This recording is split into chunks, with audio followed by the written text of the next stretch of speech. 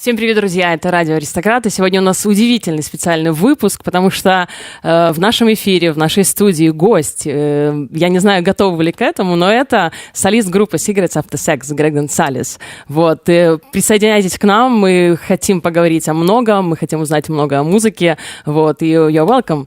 Hey, Greg. Hello, how are you? Yeah, I'm good. I'm like really happy just being here, and like that's a great pleasure for us just to see you here. Oh, nice, thank you. And yeah, to have this opportunity to talk to you, to talk about music, and that's all. So yeah, that's amazing time. It's great. No, it's our pleasure to be here. So excited, to be in Kiev. Yeah, no, I mean, like you are making me happy here in the studio. So, like first of all, I want to share my own fan story. Okay. Like story of the fan. You have a lot of these stories from the fans. Yeah, It's always so great to hear. So last year I've been to New York and we've been just hanging out with friends and just doing nothing. And it was some kind of vinyl shop, and we went there, and I just saw like a lot of vinyls of CigarettesAfterSex. Just the vinyls were just everywhere because you just released the album. It was the Arcade Fire release and your release almost at the same time. So there was Arcade Fire and you just on the whole store, and it was just whispering to me like, buy me. You have to buy me. Yeah. Yes, you have to listen to that music. And before that, I know nothing about CigarettesAfterSex, but I just realized that I love the cover of the vinyl. I like this kind of your style, and I really thought that this music gonna impress me. I had that feeling, and then I came home, and what I can say that. So this music became the soundtrack, like of my fall and of my winter time, because you know that in Ukraine at 4:00 that's already dark. You can drink wine and listen to that music. So that's why I became the fan of the CigarettesAfterSex. That's so cool. It's great. You just found it in the shop that way, and the cover spoke to you. Yeah, yes. I want the covers to feel like really like enticing. You would say, or just like it brings you in, or it makes you curious, or. So that's something that happened to me. So that really works. Like with your music, with the covers, everything was like perfectly. So yeah. And just, I want to know more about, like, first of all, about your past, about the time that you've been a child, because I know that, I guess that every child that been doing music has some fantastic experience, like first fantastic music experience that you have. What was it? Yeah, I started music like so young. There's like a little VHS like home movie of like me like saying like I wanted to like be like play music and be like Michael Jackson or something when I grew up. And I remember like listening to Thriller when it came out, that record, and it just like as a kid like remember just listening to it and like blowing me away, and just the power of music. I was probably like 3 years old or something. Yeah. And then years later I think I'd heard Bohemian Rhapsody by Queen. Oh yeah. I think I was like 10 years old or something, and then That was point of no return, yeah? Yeah, and then I became obsessed with the band Queen, and I wanted to be a guitarist like Brian May. And then I started listening to all kinds of music, like Metallica. I was like obsessed with Metallica when I was a kid, and just kept moving through all kinds of music. Started playing like jazz, listening to Miles Davis, listening to bands like Portishead and like Philip Glass, and it just kept going, and I've just listened to like every kind of music until I got to this point that I finally found my own voice, I think, for CigarettesAfterSex, which is more mellow, like more of the mellow stuff I liked, like Francois Hardy and Eric Satie and Leonard Cohen and like all these kind of things that like I felt like that's like the music I want to sound like, is these really deep songs that feel like really romantic and very loving, very gentle and very passionate, and that's where I really arrived at, but it took many years. I understand that. And the first song, do you remember your first song that you wrote? Yeah, I do actually. Was it like about the broken heart, or just like kind of, I don't know, like exploring the world around? No, I was so young. I just was writing like random stuff that made no sense as a kid. Like it was like nothing. It was like nonsense. Just writing like nonsense songs. So I was like 10 years old, just writing like silly whatever. So I didn't know anything about love. I see. And now you're like writing songs, and that's really interesting to know more about the process of creating of the song from the author, from the artist. Do you start with the lyrics, or do you start with the melody, or just trying to jam with your guitar? Yeah, it's mostly just like the melody's always first, and sometimes the melody just comes to me like I think it's like I feel like it's like broadcast to you. Like you have like a satellite, like a transmitter on your head or something. It just comes in. But usually like I'll just get a guitar and try a few things out and then find something, and then I write the melody, and then I write kind of the song with the melody. and then the lyrics usually take a minute to do because they're usually more detailed. I'm like trying to think of like a memory I want to talk about. Yeah. So it's not so fast, and I'm very, very picky about like each line being really good and like just the way that the description of the song that takes like a long time. So the melody is always very easy for me. I think 'cause I've been writing melodies so long. Yeah.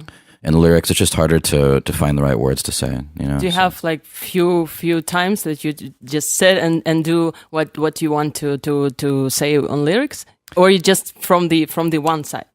Sometimes you get really lucky. Like many of the songs, like None's Gonna Hurt You Baby, I wrote that song in maybe like a few hours with lyrics and everything. Yeah. Or a song like Affection, I think I wrote over the course of a night. But other songs we did like Flash or Young and Dumb or what else? Like stuff like that. Apocalypse. Those songs took like maybe like a few days or maybe a week to write the lyrics. Like every day I'd be like, okay, let me try this out. Yeah. But sometimes you get lucky and it's just like snap your finger, it's done. That's an amazing feeling, yeah. Yeah, and those are usually the better songs, but I don't know. I like them all. I like how they're different. Do you write songs because you just cannot write songs? Yeah. Exactly. Yeah. Exactly. There's this feeling where I just have to. Like I'm addicted to it. It's like compulsive. It's like I just like drinking water. Like I need to do it to live or something. You know. Yeah. That's amazing. And what is happening next? You're coming to your band, and like, what do you feel when you like for the first time showing your new song? Oh yeah. Do you show that to a band, or you have someone to show that before the band? No, like I'm kind of like superstitious where I don't want like anybody to hear like a new song I'm working on until it's done. And also with the band too, like many of the songs, they never heard the song until we actually started to record it. Mm-hmm. Like None's Gonna Hurt You Baby, we went in and I just said, here's a new song that I just wrote. No one had ever heard it in the band. So it goes like this, let's start playing it. We played it a little bit and then we recorded it, and that was the version that's out online that's done. Yeah. And a song like Affection is like that, or Sweet, or K, or a lot of these songs I just showed the band for the first time. And I love that. I think like you hear a song for the first time as a band and everyone's like really excited to play it. There's like this energy going on in the room because it's like, oh, this is like a new experience. And you capture that on the record. You capture that feeling on the record that like there's this like kind of electricity in the room. Absolutely. So that's how we record. Is like I love that feeling of like spontaneity and electricity. And so like, that's completely live, yeah? Completely live, yeah. I mean, we'll get some of it's completely live, like the first EP, everything is live, the vocals. But on our LP, we recorded all the instruments live in the room, and the vocals. But later I went back and redid the vocals to make them just a little better. But I mean, it's like people don't use that anymore. That's kind of old school thing. Yeah, it's really old school to do that kind of record, because you can fix almost anything. Yeah, and you're just trying to keep this vibe, during the record. Yeah, so that's the reason why you're doing that. Yeah, exactly. I just think it makes the music powerful, and it there's something I wish like more people did that still. Everything's very processed now and very precise or something, and I love to hear like mistakes on like moments on records that seem like they're kind of and strange. You like those things? Yeah, they're great. Yeah, I understand that. That's great. Yeah, and with the band, like how you met each other, because now we can say that CigarettesAfterSex is not just your project. That's more like a band thing. Yeah, it started like a solo project, but I finally met, like, even on the first EP, it was still kind of a solo project with different members. But I moved to New York and I met Jacob Tomsky, the drummer, and I met Randy Miller, the bass player. And like they become like the band now. It's like us. And it's like a real band versus like, and I like that better because I love bands like the Smiths or the Doors or like, band, or Queen was a good example where it's just like these like members that are just, you can't replace them. Yes. So that's where we're going now, but it took a while to find these guys. I didn't find them until like 2014. I see. And I'd already been recording with Cigarettes, but this LP is like the LP now, and Onward is a band now. For sure. So congratulations! If you found those guys, you're just like really, really happy musicians. No, I'm really thankful. That's an issue. Yeah, that's an issue for every band and for every project. Totally, hard to find people. Yeah, and can you imagine yourself playing in some other band? I mean, like not to be a leader of the band. Yeah, for sure. Like as a kid too, I never had a real job. I was always playing in bands, playing music. So I'd make a living just playing maybe like 5 nights a week, and I'd be playing like bass like in a jazz band, or I'd be playing guitar like in like a rock band, but not singing. And so I've played in many bands. But that feels different, yeah. Yeah, it feels way different, but I enjoy it. I love it. Of course, I wanted to play my own songs and be the lead singer. But no, I love like playing with other bands. Right now, there's absolutely no time to do it. Yeah. But maybe down the road you'll see me play with like another band, I might like sing with some other bands or sing with some other artists. Yeah, because you're a professional musician, and I saw those video on YouTube when you're playing bass, and saw that? That's amazing. Yeah, I saw That's that, really cool. and you're talking about jazz, and what I can say, like you can do everything, and the music of Cigarettes After Sex, what I can say, that's not overplayed at all. That's right. With you and with all the musicians, how you deal with that? Yeah, it's just it was always like I loved music that did like really crazy thing. Well, like jazz, like it'd be really active and there's a lot of notes and a lot of playing. But for me, like I just thought the music that was the most powerful to me was the most simple music. Yeah, It's like very, very simple melody. That was always the thing that really like made me the most emotional for some reason. And I just always took that with me. I always thought, okay, if we're going to play really great music, it has to be very pure and very simple. And the players in the band know that. And I just always knew that producing the music, that just play the least amount that you can play, and that's what's going to make it really special and really last forever. Yeah, so I mean, like it's like you put ahead song, and then like all your musicians like skills as a musician. So yeah, that really makes the sounds Cigarettes After Sex sounds like that. That's nice to hear. That's cool. You know. Yeah, that's true. So, what else about the music of the like different parts of like being in music industry and music life? So there are like things like playing live and like to compose songs and like to record a song. What is your favorite? What is your favorite part of your life? It's always writing. I feel like the writing part is what I'm most compulsive about. Like I need to write songs. Because the song is where I like get out these like emotions inside that I can't really get out otherwise, even by talking about them.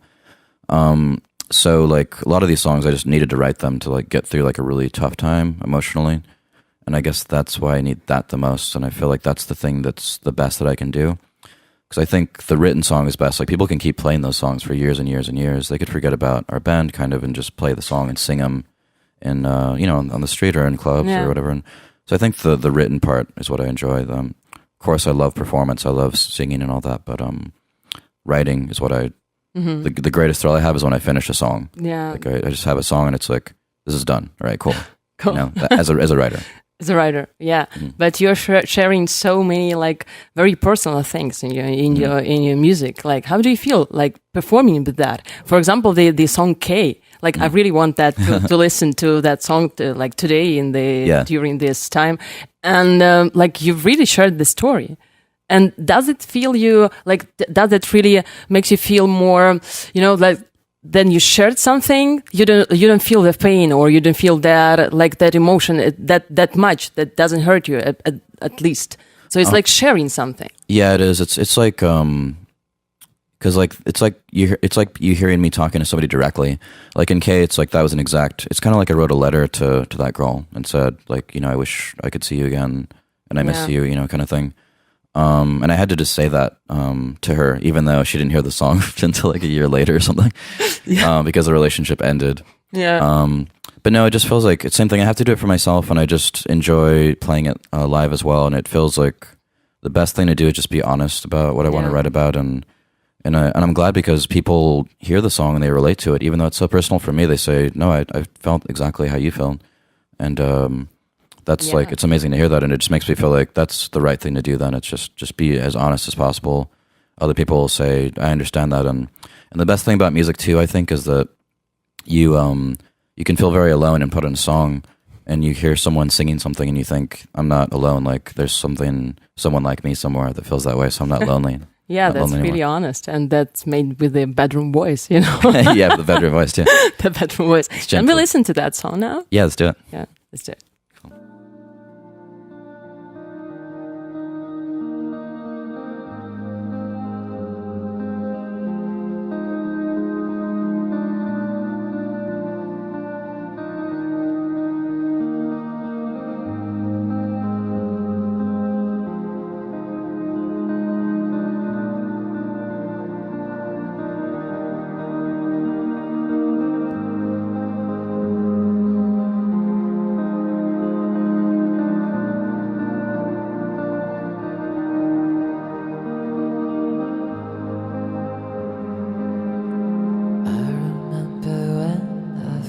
just noticed that you looked me back.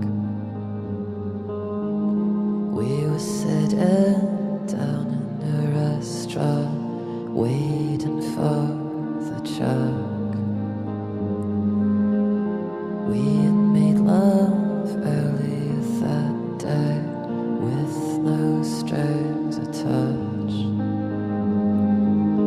But I could tell that something had changed how you looked at me then. Krista, come right back. I've been waiting for you to slip back in bed when you light the candle.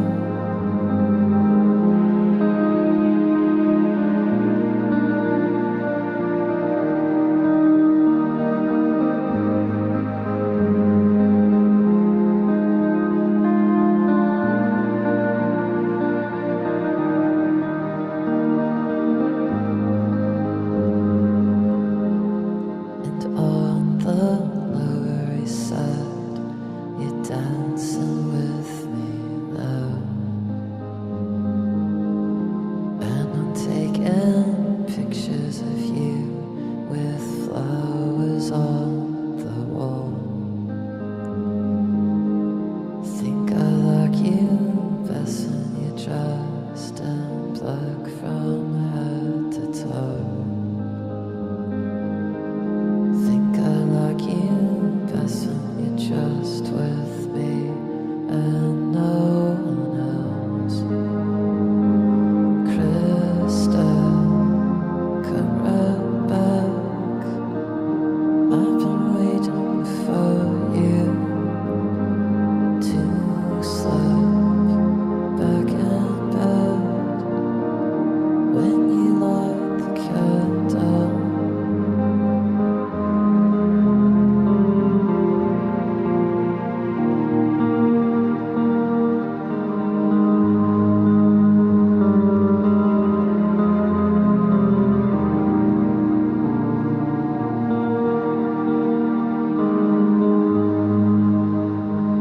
And I'm kissing you, lying in my room, holding you until you fall asleep. And it's just as good as I knew it would be. Stay with me, I don't want you to leave.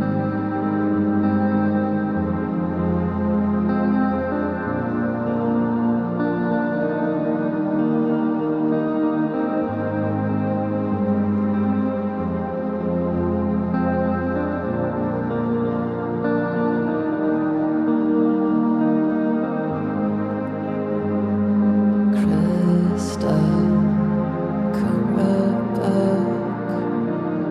I've been waiting for you to slip back in bed when you light the candle.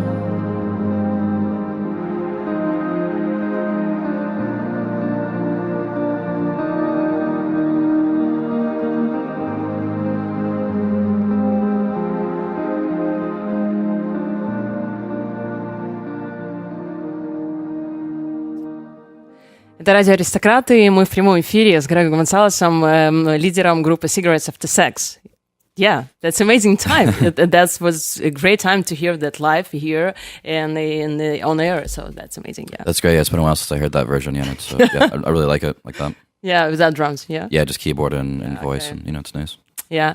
About this concert that they're gonna be today. So I think that's really cozy club, and I hope you're gonna like that. And I know exactly that the fans, like Ukrainian fans, the Kiev the friends who are based in Kiev, they're really waiting for the concert of Cigarettes After Sex, because we've been talking about that for a while. Just like sharing the stories. How do you know? Like, what do you think? And like, what is your fan story of the Cigarettes After Sex? That's.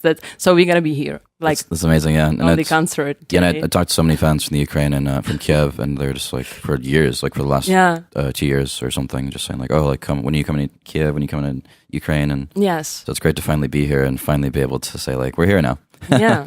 And like about playing live, like, what is your favorite venue? I mean, like, what type of venue is that? Because, like, you have really tight festival schedule. So you've been playing on the festival, and you've been on Primavera Sound. Like, I've been to Barcelona that time. Oh, really? Okay, nice. Cool. And you've been playing there. So do you like to perform on the festival, or just like small clubs, small venues? It's really strange. It's hard to say. Usually, like clubs, but I do like a big audience too. Like, I love. When an audience, it's strange with us actually. Like, you would think, having seen us, like people would just be like really quiet. Yeah. Sometimes they are, and they're just like spaced out, and everyone's kind of like hugging and stuff. But sometimes there's people just like being really like crazy and like singing along to every song really loud, and like yelling for like everything that happens, and it's like fun too. So I kind of like it both ways. It it feels like we're at like a metal show all of a sudden because everyone's just like yelling, like screaming. So, but for me that's like really fun. But I also love too, like when I just see the crowd just like holding each other, and like there's people like dancing, and but I think I kind of like us playing our own show like at a pretty big venue. Like the show we just did in London was like really intense. It was like 5,000 people at the Brixton Academy, and it was like the feeling of just the audience, like just in that room was like made me feel like I don't know, like I was somewhere else. Like it took me into like a dream or something. It was like so intense, the feeling of that audience. And that's happened a few times. We played a show in Lisbon that was like 4,000 people. And I had that same kind of feeling where it was like, I was like blown away on stage and just like floating or something. Yeah, I can promise you like what's going to happen today. Yeah. But I think people are going to have each other just kissing or like. No, it's cool. It's I always enjoy that. And it's really moving for me to see that. Like if I see just like a couple together, like, and it seems like they really like shared the song. Like it's just, it really like makes me emotional. Yeah, that's true. And I don't know, like this time, now you're like successful artist and everything is fine. And I think you're getting everything that you've been dreaming about, yes? Yeah, like all the wishes that were made are seem to be coming true, traveling the world. But do you remember that time that you just realized that happened with the Nothing Gonna Hurt You Baby? Then just realized that happened. Yeah, it was strange because... Like, what the feeling? Like, what did you feel? Because all through my life I'd been playing music, and there'd be like things where it felt like something was going somewhere. They'd say like, oh, like there's this cool label that's interested in you, but it wouldn't go anywhere. Yeah. And we'd be like, oh, it's cool, like something small happened that's some kind of big, or maybe you could open for a band or something. But nothing ever substantial is happening. And I'd been in New York for a few years. I put out the first EP in 2012 online and everything. And then suddenly in New York, I put out the song Affection after like 3 years. And then at that time, Nothing's Gonna Hurt You Baby went viral on YouTube, like totally randomly. Yes. Totally randomly. And when it happened, I was like in my bed. It was like at night, like just looking at my phone. And then every, I had like notifications from YouTube and from Bandcamp when someone would buy the album or subscribe to the channel. And every second it would say, someone subscribed to the channel, someone bought the album. And that went on for like it just kept going. Like it just went on for weeks and weeks and weeks, and then all of a sudden the song had like millions of views within like a few hours, and like it was like, and it was extremely emotional. I was in bed and it would like move me into tears. It was like so intense. Oh my God, that's like, the story. As artists, we're just like waiting for that moment to happen, right? Like where you think something really happened now. It's not just like, oh, like maybe someday I'll do this. It's like actually something is happening, and I didn't, it was so emotional. It's crazy. Yeah, that's crazy. That's really amazing story, actually. Like, because that's always interesting, like how it's happening with the band, with some kind of explosion, and like in future, do you want to change something in the sound of Cigarettes After Sex? Why I'm asking? Because like, if you really want to change something, would it still gonna be the Cigarettes After Sex, or you're gonna try to create some new project without your band? It's strange because I think it's so romantic. Bands like the Smiths or the Doors that like or even the Beatles that like they broke up at some point and they never got back together. Mm-hmm. So in the back of my mind, I kind of like that too. Like I think maybe we'll do like 4 records and just like break up and then do like solo things. But we'll see. Maybe we'll, there's other great bands that have been around like Radiohead or whoever that are doing, interesting music still. Or the Stones or something. But I don't know. I have a romance about that idea. We just like 4 records and we're like, all right, that's it. But I think the sound will change though. You'll see it change a little bit. I don't want it to change too much because all the bands I just mentioned, I feel like they stayed like very true to that. They didn't get like too crazy and do like a bunch of weird albums. And I think that made their music more powerful like as a whole. And even like other artists like Eric Satie, I love like his music and it's like very like the same, all of it. Yeah. It feels very similar. But I think that's what's so like deep about it. Or Philip Glass is a good example too. So I think you're not going to see us like change like crazy and like here's our really like, I don't know, EDM album or something. I want to keep the feeling that we have like the romance, and I think the music will stay about romance too. And are you working already on the new record? Yeah, it's strange. Like we recorded a lot of it like last year. Yeah. We went to Spain and we stayed like a week in Mallorca in this house and we just recorded all new songs there. But the problem is I wrote like a lot of new songs on the spot where like it was just the melody and we just recorded the backing track. So now I have to go back and write lyrics to it. And do you have time to ring that much? Not really. So I think we're going to have time off finally in like November and December and January. Yeah. And then I'll write the lyrics and hopefully we'll have a new record out. I'd love to put it out like next summer. Are you going to play something new? No, today on the show? The newest song, nothing from that album, but we just put out a new song like last week called Crush. Yeah, I saw that. So we'll play that one for sure. So that's great. So at least we have a new song. But and that song is very much like, it feels very much like the LP because it was recorded during the LP sessions actually. I heard that. Yeah. Yeah, so we're gonna hear that today on the show. Oh, cool. That's great. It's great, yeah. And like in the tour, do you feel like you're missing something? Like you miss your simple life? Do you have that feeling? Because like if you don't have time to write lyrics, you probably don't have time like to meet your friends and just to chat with your friends. Like, do you have that? And how do you deal with that? You know what? I don't miss it because it feels like this is like my second life or something. Like, because I felt like I was already older, a little older when the band got popular. Like I was already 30. So like I'd been hanging out with my friends forever in my hometown, and not doing all this stuff. And so now this is like a blast. Like every day is just like a blast. I mean, sometimes you get tired, but what are you gonna do? You could get tired at any job. So now I don't miss anything. I'm so like, I feel so lucky and so grateful that I can do this every day of my life. It's great. Yeah, that's great. And like, what else more than music? What do you like? Do you have any hobbies? Something like that really impress you? That really have like you have that strong feeling to something more than music? It's mostly film. Yeah, I grew up with like my dad was like working like in film as a video retailer. So we had this like huge closet of like 1,000 movies, and so I watched like movies all the time as a kid, and I still love film, and I think like someday I want to maybe start like directing movies or like writing or something. So I think that's like my other big passion. I love film like a lot. Like it's one of my favorite things. Have you ever thought about doing something by yourself? Yeah, that's what I'm thinking. Like I think maybe when I get some time off too, I'll start just like trying like to make some little films and see what they look like. Black and white. Yeah, exactly. Yeah. Black and white. Black and white. Sure. It's always more romantic. So I gotta stick with the style. I can't come out and make this. So it'll definitely be black and white. And like, are you a self-critical person?